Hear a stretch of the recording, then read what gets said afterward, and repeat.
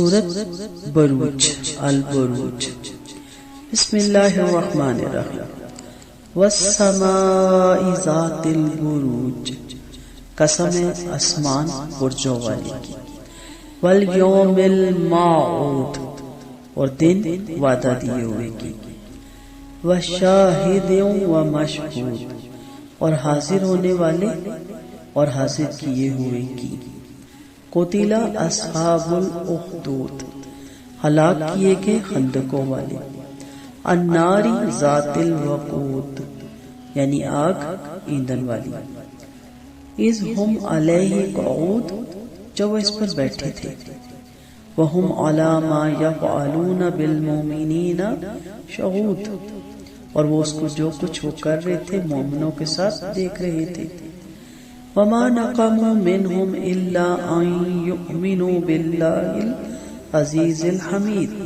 اور نہیں انہوں نے انتقام لیا ان سے مگر اس بات کا کہ وہ ایمان لائے تھے اللہ پر جو بڑا زبردست نہایت قابل تعریف ہے الذی لہ ملک السماوات والارض اور وہ ذات کے اسی کے لیے ہے بادشاہی آسمانوں اور زمین کی واللہ علی کل شیء شہید اور اللہ ہر چیز پر خوب نگران ہے ان الذین فتنوا المؤمنین والمؤمنات ثم لم یتوبوا فلهم عذاب جہنم ولهم عذاب الحریق بلا شبہ وہ لوگ جنہوں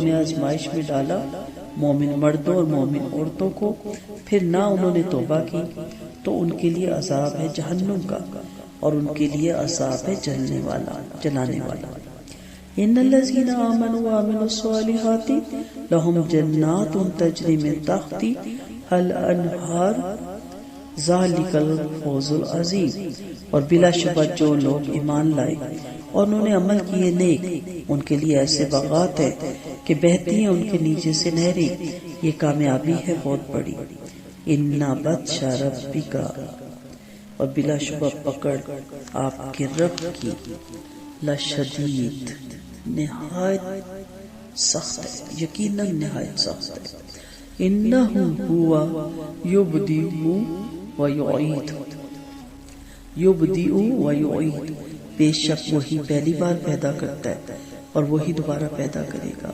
وَهُوَ الْغَفُورُ الْوَدُودُ اور وہی بہت زیادہ بخشنے والا بہت محبت کرنے والا ہے ذو العرش المجید عرش کا مالک اونچی شان والا فاعل لما یرید کر گزرنے والا ہے اسے جو وہ چاہتا ہے هل اتاک حدیث الجنود کیا آئی آپ کے پاس بات لشکروں کی فرعون و ثمود فرعون اور ثمود کی بل الذین کفروا فی تکذیب بلکہ وہ تو لوگ جنہوں نے کفر کیا جھٹلانے میں ہیں واللہ من ورائہم محیط اور اللہ ان کے پیچھے سے گھیرے ہوئے ہیں بل ہوا قرآن مجید بلکہ یہ قرآن ہے اونچی شان والا فی لوح محفوظ لوح محفوظ میں لکھا ہوا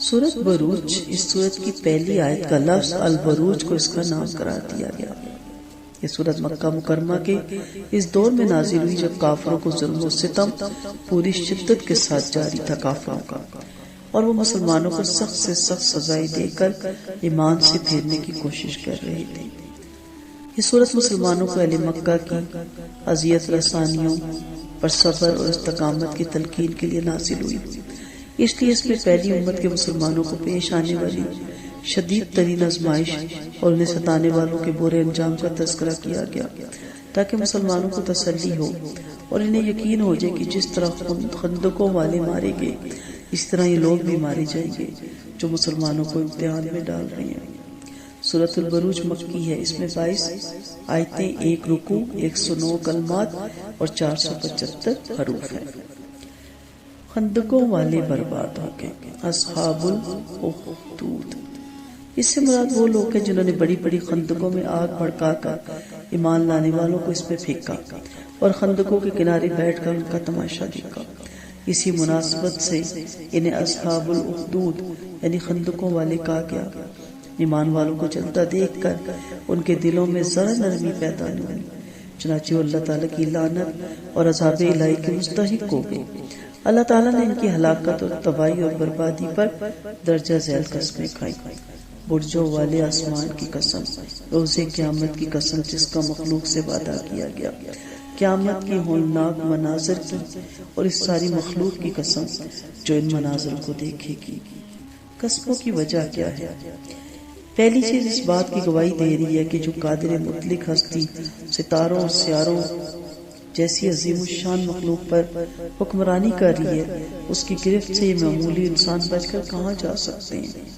دوسری چیز کی قسم اس بنا پر کھائی گئی کہ دنیا میں ان لوگوں کو اصحاب الاخدود نے جو ظلم کرنا چاہ کر لیا، اب ان قریب وہ دن آنے والا ہے کہ جس سے انسان کو خبردار کیا جا چکا ہے، اس میں ہر مظلوم کی داد رسی اور ہر ظالم کی پکڑ ہوگی۔ تیسری اور چوتھی قسم اس طرف رہنمائی کرتی ہے کہ جس طرح اصحاب الاخدود نے بے بس اہل ایمان کے جلنے کا نظارہ دیکھا، اسی طرح قیامت کے روز ساری مخلوق دیکھے گی کہ ان کی خبر کس طرح لی جاتی ہے۔ استغفر اللہ۔ اہل ایمان کا قصور کیا تھا؟ اہل ایمان کا قصور کوئی بھی نہیں تھا۔ اہل ایمان نے ان ظالموں پر یا کسی دوسرے پر کوئی زیادتی نہیں کی تھی جس کا وہ بدلہ لے رہے تھے، بلکہ ان کا جرم صرف اور صرف اللہ تعالیٰ پر ایمان لا کر اس پر قائم رہنا تھا۔ اللہ تعالیٰ جو غالب اور ہر حال میں حمد و ثنا شکر کا مستحق ہے، وہ ذات خود معبود ہے، خواہ جاہل اس کی حمد نہ کری، اس کا حق ہے کہ اس پر ایمان لایا جائے اور اس کی بندگی کی جائے۔ وہی تنہا آسمان اور زمین کا مالک اور حاکم ہے، ہر چیز اس کی نظر میں ہے۔ اصحاب الاخدود کون ہیں؟ اس واقعے کی تفصیل صحیح مسلم میں یوں بیان کی گئی۔ گزشتہ زمانے میں ایک بادشاہ کا جادوگر اور نجومی تھا۔ جب وہ جادوگر بوڑھا ہو گیا تو اس نے بادشاہ سے کہا، بے شک اب میں بوڑھا ہو گیا، ایک ذہین لڑکا میرے سپرد کر دے تاکہ میں اسے جادو سکھاؤں۔ چنانچہ بادشاہ نے ایک سمجھدار لڑکے کو تلاش کر کے اس کی طرف بھیجنا شروع کر دیا جسے وہ جادو سکھاتا۔ اس بچے کے راستے میں ایک راہب کا بھی ٹھکانا تھا۔ وہ لڑکا جب بھی جادوگر کے پاس جاتا تو راہب کے پاس تھوڑی دیر کے لیے ٹھہر جاتا۔ اس لڑکے نے جب اس کی باتیں سنی تو اسے اچھی لگی، چنانچہ وہ جب بھی جادوگر کے پاس جاتا تو گزرے ہوئے راہب کے پاس بھی ٹھہر جاتا۔ جب وہ جادوگر کے پاس آتا تو دیر سے آنے کی وجہ سے جادوگر اسے ڈانٹتا۔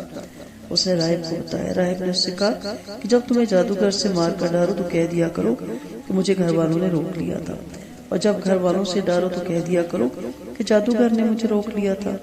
چنانچہ اسی طرح دن گزرتے رہے۔ ایک دن لڑکے نے اپنے راستے میں ایک بہت بڑا جانور، شیر یا سانپ وغیرہ دیکھا جس نے لوگوں کا راستہ روک رکھا تھا۔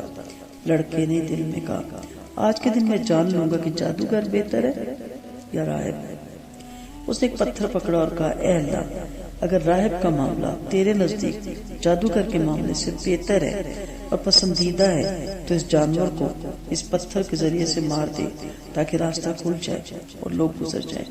یہ کہہ کر اس نے پتھر اس جانور کو مارا جس سے وہ ہلاک ہو گیا اور لوگ گزر گئے۔ لڑکا راہب کے پاس آیا اور اسے یہ واقعہ بتایا۔ راہب نے کہا، بیٹے، آج تم مجھ سے افضل ہوگے، تمہارا معاملہ جہاں تک پہنچ چکا ہے وہ میں دیکھ رہا ہوں، اور ان قریب تم آزمائش میں ڈالے جاؤ گے۔ چنانچہ جب آزمائش کا مرحلہ آئے تو کسی کو میرے بارے میں مت بتلانا۔ یہ لڑکا پیدائشی اندر کوڑیوں کو اللہ کے حکم سے درست کر دیتا تھا اور دیگر تمام بیماریوں کا بھی علاج کرتا تھا۔ بادشاہ کا ایک درباری اندھا ہو گیا۔ اس نے جب اس لڑکے کا چرچا سنا تو بہت سے طوائف لے کر لڑکے کے پاس آیا اور اس سے کہا کہ اگر تم مجھے ٹھیک کر دو تو یہ سارے تحفے تمہارے ہیں۔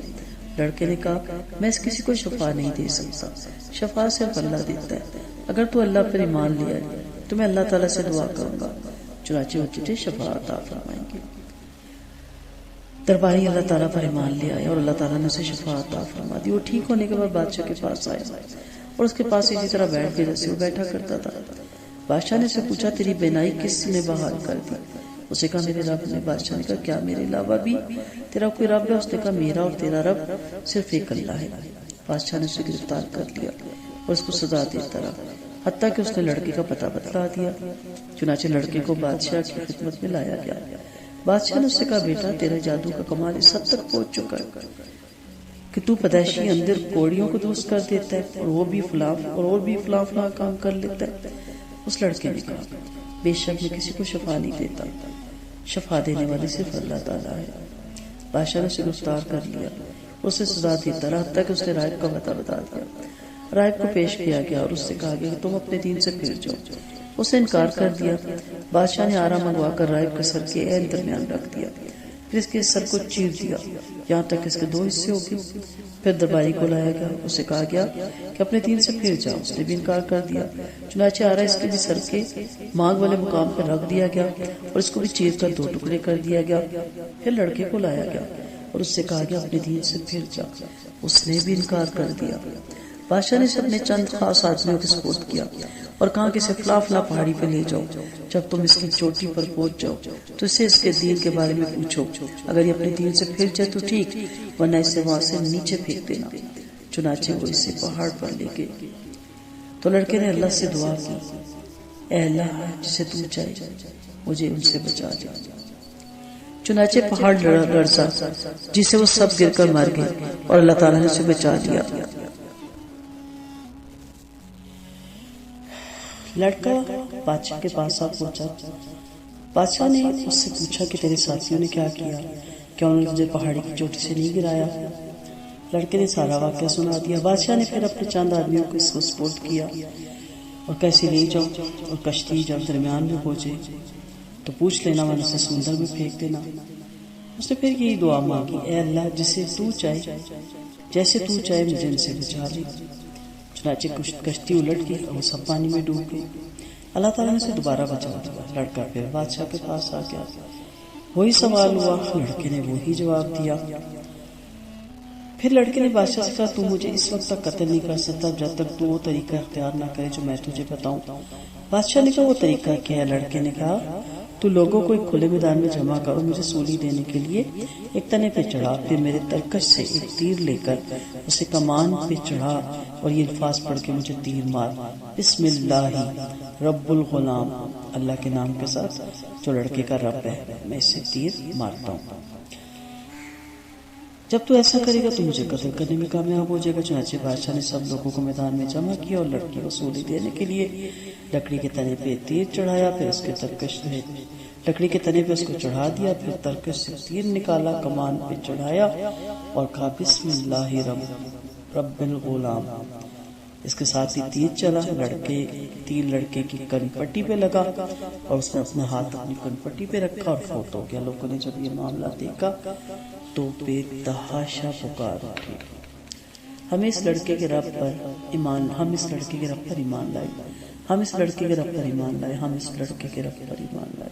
کسی نے بادشاہ سے کہا کہ جس چیز سے تو ڈرتا تھا اللہ کی قسم وہی ہوا، تو تیرا خطرہ سامنے آ گیا، سب لوگ ایمان لے آئے ہیں۔ بادشاہ نے راستوں کے کنارے پہ خندقیں کھدوانے کا حکم دیا، چنانچہ خندقیں کھودی گئی اور ان میں خوب آگ بھڑکائی کی۔ بادشاہ کی طرف سے حکم جاری ہوا کہ جو اس لڑکے کے دین سے نہ پھرے اسے آگ میں دھکیل دو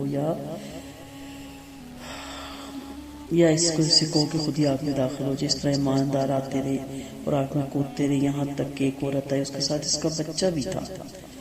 وہ عورت سے آگ میں گرنے سے ہچکچاتی رہی تو اس کے بچے نے کہا اے ماں صبر کرو، تو یقیناً حق خبر ہے۔ یہ مسلم کی حدیث ہے 3005۔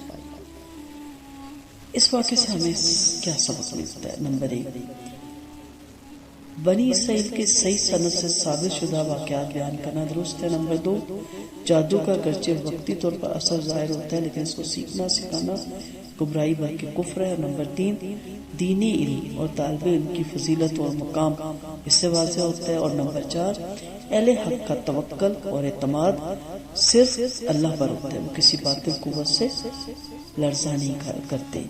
اور نمبر 5، جب انسان اللہ کے تابع ہو جائے تو سمندر اور پہاڑ اس کے تابع ہو جاتے ہیں۔ اور نمبر 6، دین پر استقامت اختیار کرنے کے نتائج انتہائی خوبصورت ہوتے ہیں۔ اور نمبر 7، انجام کے اعتبار سے ہمیشہ حق کا غلبہ اور باطل مغلوب ہوتا ہے۔ تو اس واقعے میں جو شروع کی آیات ہیں اس میں انہی کا ذکر ہے۔ بات صرف دنیا تک محدود نہیں، اہل ایمانداروں اور ان کے دشمنوں کا انجام بیان کرتے ہوئے کہا گیا کہ دنیا میں پیش آنے والے مسائل یہیں پر ختم نہیں ہو جائیں گے، بلکہ ان کے نتائج اگلی زندگی میں بھی پیش آئیں گے۔ حساب اور جزا سزا وہاں بھی ہوگی۔ یہ دنیا عمل کی جگہ ہے، جزا کی جگہ آخرت ہے۔ پھر اللہ تعالیٰ نے عذاب جہنم اور عذاب حریق جلانے والے عذاب کو الگ الگ بیان کیا۔ حالانکہ ایک ہی چیز کے دو نام ہے، لیکن خندق کی مناسبت سے عذاب حریق کا ذکر کیا کہ جن لوگوں نے مومنوں کو خندق میں جلایا، اس کے لیے آخر میں جلانے والا عذاب ہے جس کے مقابلے میں ان کا جلانے والا عذاب کچھ حیثیت نہیں رکھتا۔ نبی کریم صلی اللہ علیہ وسلم کا فرمان ہے، تمہاری دنیا کی آگ جہنم کی آگ کے 70 حصوں میں سے ایک حصہ ہے۔ صحابہ کرام نے عرض کیا، اللہ کے رسول، انسان کو عذاب دینے کے لیے دنیا کی آگ ہی کافی تھی۔ آپ صلی اللہ علیہ وسلم نے فرمایا، اسے جہنم کی آگ کو اس پر 69 درجے زیادہ فوقیت دی گئی اور اس کا ہر حصہ اس کے برابر گرم ہے۔ صحیح بخاری کی حدیث ہے 3265۔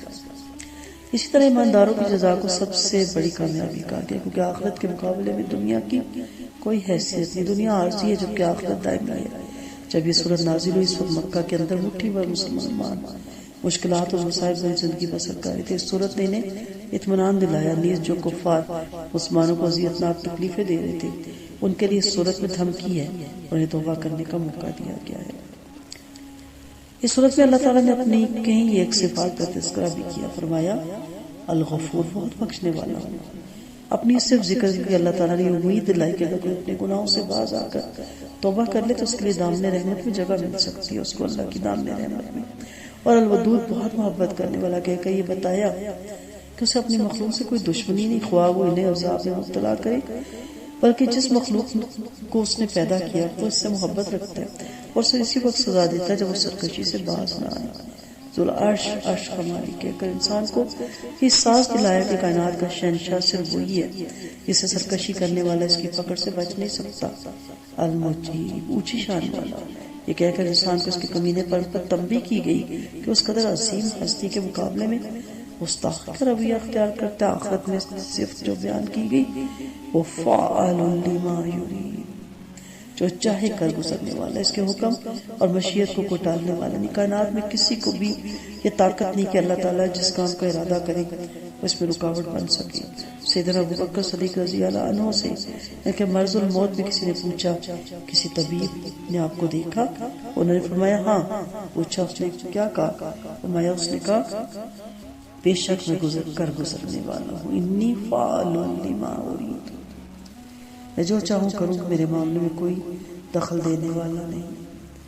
ان کا مطلب یہ تھا کہ معاملہ اب طبیبوں کے ہاتھ میں نہیں رہا، میرا آخری وقت آ گیا اور اللہ تعالیٰ ہی اب میرا طبیب ہے جس کی مشیت کو ٹالنے کی کسی کے اندر طاقت نہیں۔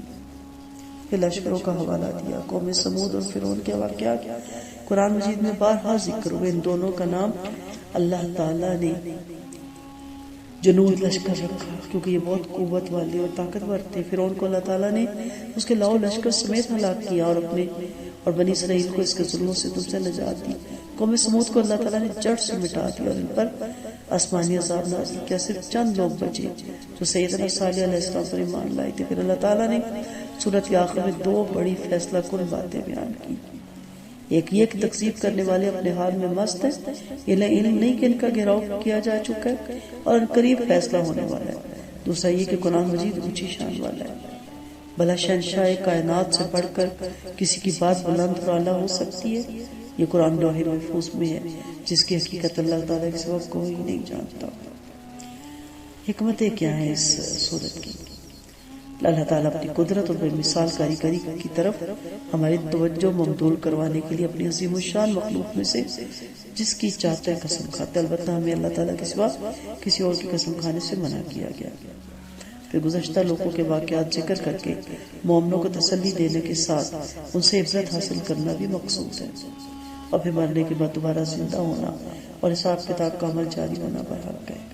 اللہ تعالیٰ کافروں سے بدلہ لینے پر یقیناً قادر ہے، لیکن وہ انہیں ڈھیل اور مہلت دیتا ہے اور ہمارے اندر قربانی کا جذبہ پیدا کرنا چاہتا ہے۔ اللہ تعالیٰ کی پکڑ انتہائی سخت ہے۔ کافر نہیں جانتے کہ اللہ تعالیٰ نے ان کے لیے کیا کیا عذاب تیار کر رکھا ہے۔ اور پھر اللہ تعالیٰ توبہ کرنے والوں کے گناہوں کو بخشتا ہے اور اپنے دوستوں سے محبت کرتا ہے. اور پھر اللہ تعالیٰ نے پوری کائنات کا احاطہ کیا ہوا ہے، کوئی اس سے بچ کر بھاگ نہیں سکتا. قرآن مجید اور اونچی شان والی کتاب ہے اور لوح محفوظ میں ہے، جس کی حقیقت اللہ تعالیٰ کے سوا کوئی نہیں جانتا. وآخر دعوانا ان الحمد للہ رب العالمین.